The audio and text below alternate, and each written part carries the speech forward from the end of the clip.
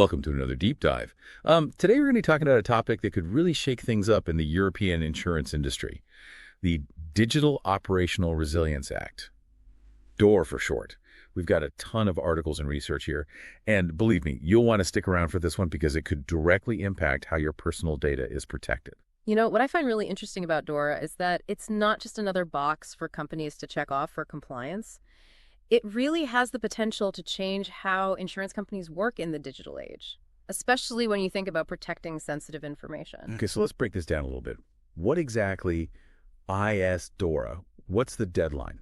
Who does this impact? Well, DORA is a new set of regulations from the European Union. It sets a much higher standard for digital resilience in the financial sector. What that means is that every single insurance company working in Europe needs to meet these standards by January 2025. And that's really not that much time, especially when you consider how complex these requirements are. Okay, 2025. Yeah, that's right around the corner. But why should our listeners care? What's this all mean for them practically? Well, imagine your insurance company gets hit with a cyber attack, a big one.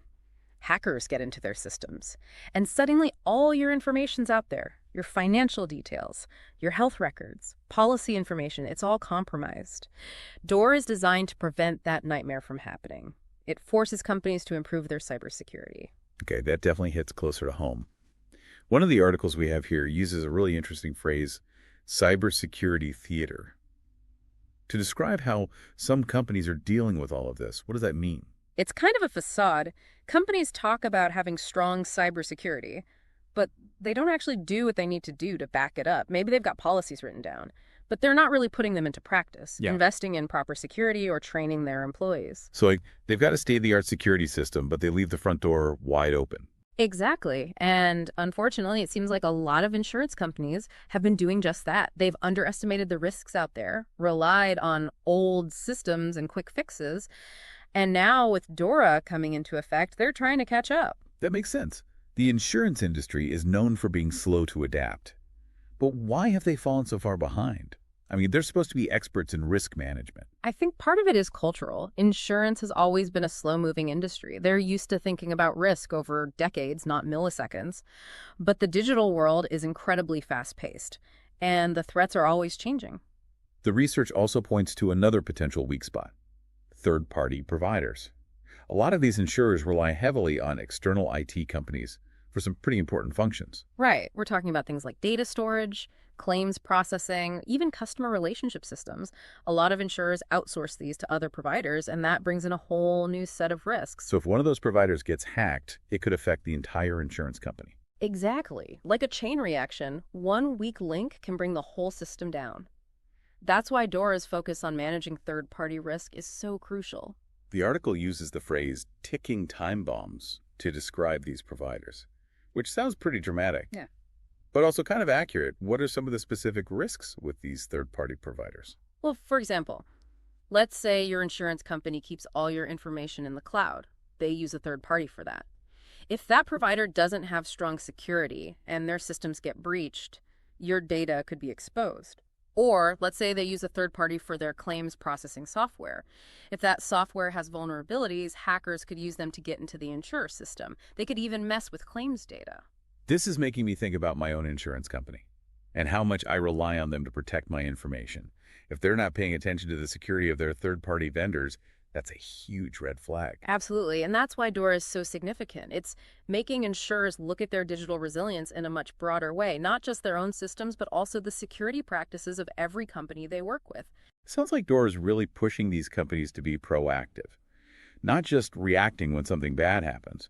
One of the articles we've got here talks about this being a survival of the fittest situation.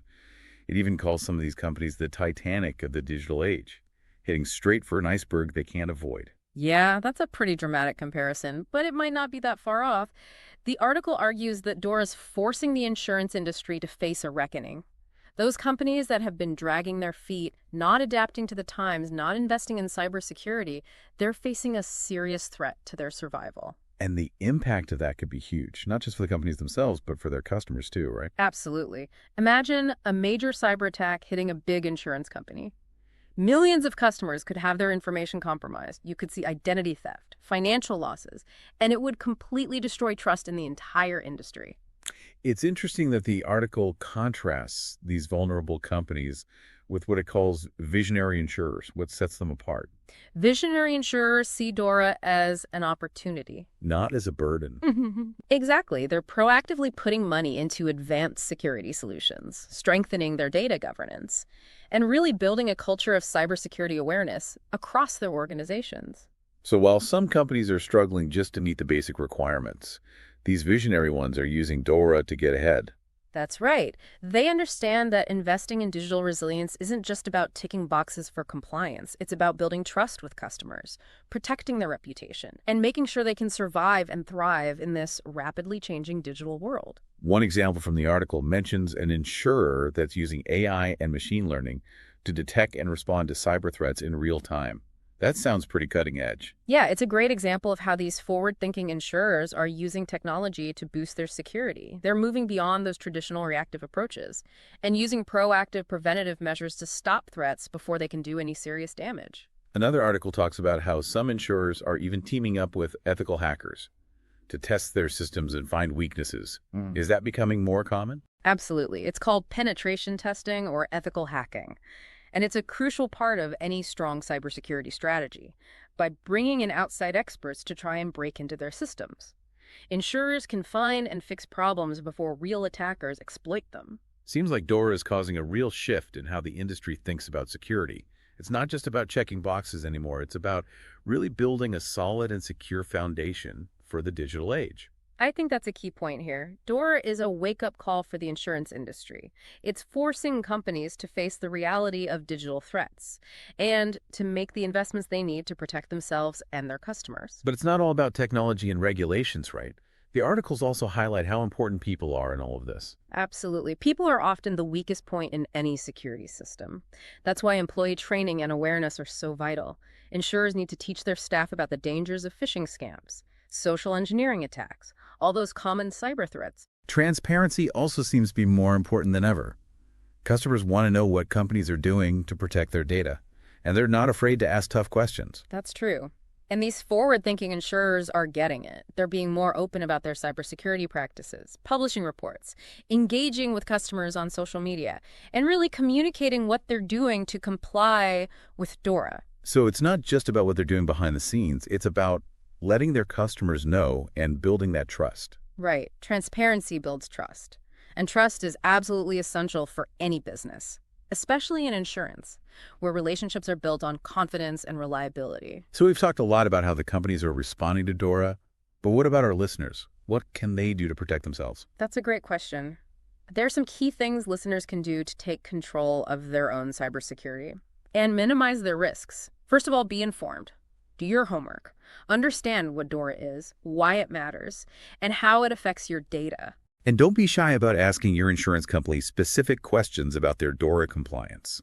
What are they doing to keep your data safe? How are they managing those third-party risks? What happens if there is a cyber attack? What are the plans? Exactly. And don't settle for vague answers. Get the details. If they can't explain their cybersecurity strategy clearly and show you they're committed to protecting your information, you might want to think about going somewhere else. The research also emphasizes how important it is to be proactive and careful in our own digital lives. It's not just about relying on companies to protect us. We have to take responsibility too. Right. It's all about practicing good cyber hygiene. Use strong and different passwords for every single online account. Be careful about clicking on links or opening attachments and emails from people you don't know, and keep your software and operating systems up to date. Those simple steps can make a big difference in protecting yourself. One of the articles even suggests checking your credit report regularly to look for any signs of suspicious activity. I don't think a lot of people do that as often as they should. It's a good habit to get into. By checking your credit report often, you can catch any unauthorized accounts or inquiries, which could be a sign of identity theft. Okay, so even though DORA is focused on Europe, its effects could be felt much more widely. The research suggests it could change the global insurance landscape. I think that's very likely. As European insurers raise their standards to meet DORA, it sets a new standard for the whole industry. Customers all over the world are going to expect the same level of data protection and digital resilience, no matter where their insurance company is located. It's almost like DORA is setting the stage for a whole new era of cybersecurity and insurance. Yeah, I think that's a good way to put it. DORA is forcing change. And we'll see the impact of that far beyond Europe. It's amazing to see how DORA is making the insurance industry rethink their whole approach to cybersecurity.